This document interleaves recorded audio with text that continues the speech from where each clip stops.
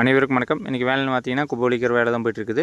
குப்பை வேலைன்னு பார்த்தீங்கன்னா டேட்ரி வந்து 2500 டேட்ரி வாடகை 1500, அதுபோக வலிக்கிற கூலி ஒரு 600 நம்ம சாப்பாட்டு செலவு டீ செலவெல்லாம் கணக்கு பார்க்கும்போது ஒரு 100 வந்துடுது. மொத்த செலவுன்னு பார்த்தீங்கன்னா ஒரு 4700 வருது.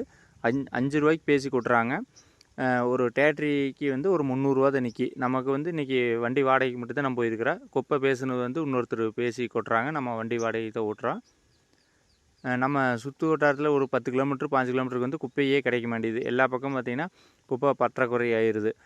நம்ம 5 கிலோமீட்டருக்கு அந்தளவு போகும்போது பார்த்திங்கன்னா டேட்ரி வாடகை நம்ம 1500 வரைக்கும் வாங்குகிறோம். இதே தூரம் இன்னும் அதிகமாகும்போது 100 200 சேர்த்து வாங்கிட்டு இருக்கிறோம். வலிக்கிறதும் அதே மாதிரி தான். ஒரு சில பக்கம் பார்த்திங்கன்னா சவனாக இருக்குது. இன்றைக்கி வந்து நம்ம வலிக்கிற குப்பை இடம்னு பார்த்திங்கன்னா கொஞ்சம் குழி. நம்ம 2 ஆள் தான் வலிக்கிறாங்க, 2 ஆள் நின்று வலித்து வாங்கி கொட்டுறாங்க. அது மாதிரி தான் இருக்குது.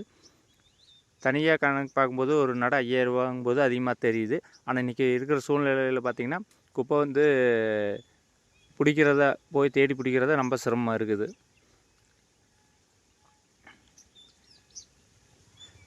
இதிலே பார்த்திங்கன்னா நம்ம குப்பை காயிட்டுன்னு கொஞ்சம் விட்டுட்டு வந்துருந்தோம்னா அடுத்த ஒரு வாரம் 10 நாள் கழித்து பார்க்கும்போது குப்பை வந்து இன்னொருத்தர் வலிச்சுட்டு போயிடுறாங்க. ஏன்னா நம்ம வர குப்பை ஆகட்டுன்னு பார்த்தோம்னா அந்த குப்பை அதுக்குள்ளே குப்பை இன்னொருத்தரும் வலிச்சிட்றாங்க. அதனால் வந்து குப்பை கிடைக்கிறப்போ நம்ம வலித்து கொண்டு போய் கொட்ட வேண்டியதாக இருக்குது.